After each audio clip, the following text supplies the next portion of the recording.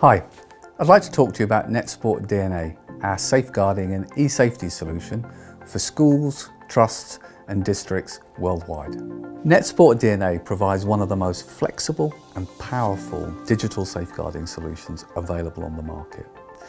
At its heart, it's broken into two key areas. The proactive part of monitoring online activity by children and identifying where they might be placing themselves at risk. And at the second is allowing children or digital citizens to be able to report their concerns or access resources that might provide them support or assistance. So let's unpick those two areas. For keyword monitoring and filtering, NetSport DNA starts with a database of key terms that will identify everything from children that might be at risk of online sexual exploitation, bullying, homophobia, radicalisation and more. Our database has been built up over many years, both from schools, trusted sources, as well as online recognised establishments like the Internet Watch Foundation. Now, having a database of keywords allows us to identify when a child types something that matches that phrase. In reality, we're monitoring what a child types, what a child searches for, what a child might copy to their clipboard. And of course, children don't type in a pure grammatical sense, so the software has to have that flexibility to detect where there's matching patterns that will give us a good indicator of what a child is searching for. NetSport DNA uses the concept of neural linguistics, breaking down the structure of a sentence to look for patterns that match against our keyword database. And as you'd expect, for every school, there's the flexibility to adapt and adjust that sensitivity. Once a keyword has been triggered, NetSport DNA provides the user and the school with the ability to be flexible in terms of how that keyword or group of keywords is actually responded to. At first level, it will capture that keyword, the sentence that was typed, and it's stored within the database. All the keywords that are captured are then presented within a word cloud so that schools can identify trending topics and drill down below each phrase to see the incidents that occurred against it. For more serious terms, alongside the trigger, an alert can be sent to a designated safeguarding lead or appropriate individual. For more serious terms still, a screenshot can be captured to provide context of what the child was doing, and if needed, a video clip can be captured showing the 30 seconds surrounding the capture trigger point so that the school can see a broader context of where the child was going on their particular activity online. Within the local LAN setting, and local LAN setting alone, where we have PCs perhaps in a library where children might be sharing logins, a school can also choose to capture a one-time photograph from the PC's webcam so they can see the child in question. Where that becomes key is when we start talking about triggers for topics that have an immediacy in terms of response from a school's safeguarding position, self-harm, suicide, and so on. And so it's key that a school has all that context behind it. Now, one of the yin and yangs of keyword filtering is really about how much detail you want to capture versus how much noise and alerts and emails are generated as a response. Now, schools within NetSport DNA have the flexibility to adjust those thresholds. But we always felt that keyword filtering alone wasn't enough. And actually, the real filtering that goes on within a school are the eyes and ears of the professionals. So within NetSport DNA, we go a level further with our new Contextual Intelligence module. And in effect, what NetSport DNA now says is not only that sentence triggered, but where was that sentence triggered? What PC was it on? Was it in a lesson or outside of a lesson? Was it supervised or not? What time of day was it?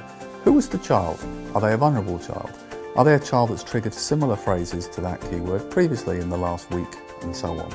And we add all those variables together to provide a risk index, so that where a child perhaps triggers a concerning keyword, but on discovery we see that it's within a PowerPoint document and it's about a research of the topic, the risk index will be much, much lower than a child that perhaps has searched for terms surrounding self-harm 5 or 6 times in the last 48 hours.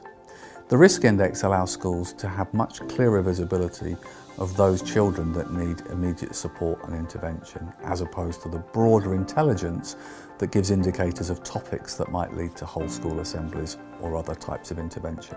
As well as our keyword filtering and monitoring, we also need to make sure that children, our digital citizens, are empowered to actually report their concerns they might have. So NetSport DNA includes a report a concern feature. From any desktop or tablet device, a student can click the NetSport DNA icon, enter their name, details of their concern, perhaps they're being bullied on a Facebook chat with their peers, provide a document or photographic evidence. They can simply drag the cursor and drop it onto their web browser and it will take a capture of their Facebook session. And most importantly of all, they can then choose which member of staff, the trusted member of staff, they want to send their concern to. As soon as that's triggered, the recipient member of staff is alerted, but as you'd expect, within that there are also mechanisms so that the DSL is made aware if a member of staff hasn't responded within a number of hours, perhaps they're on a school trip, the system will escalate and trigger to somebody else. Once that concern's been raised, the school within NetSport DNA have the ability to add notes and track the history of that concern, building a broader picture. But balancing that report of concern, NetSport DNA also includes a pre-vetted list of approved resources online where children can visit. So as well as having the choice to send a concern to a member of staff, they can also access an online list of resources that support them, whether it's the Samaritans, Ask Frank for Drugs, or other online agencies that they can access. Most importantly of all, it's making sure no matter what the issue, there is a pathway for a child to actually deliver that. In the broader sense, there's lots of subtleties within NetSport DNA. It's that flexibility, the need not to have to pay for a third party to monitor your keyword alarms, because the neural linguistics and the new risk index will actually do that work for you and give you the detail based on context. The fact that it can be used across multiple devices. The fact that NetSport DNA includes a browser-based access for your safeguarding staff without the need to install DNA on their devices. The subtleties to make sure that if a child chooses to access an online resource that's approved about self-harm, in doing so it doesn't then trigger a self-harm alert back. The same for, of course, for our safeguarding staff. So that's NetSport DNA.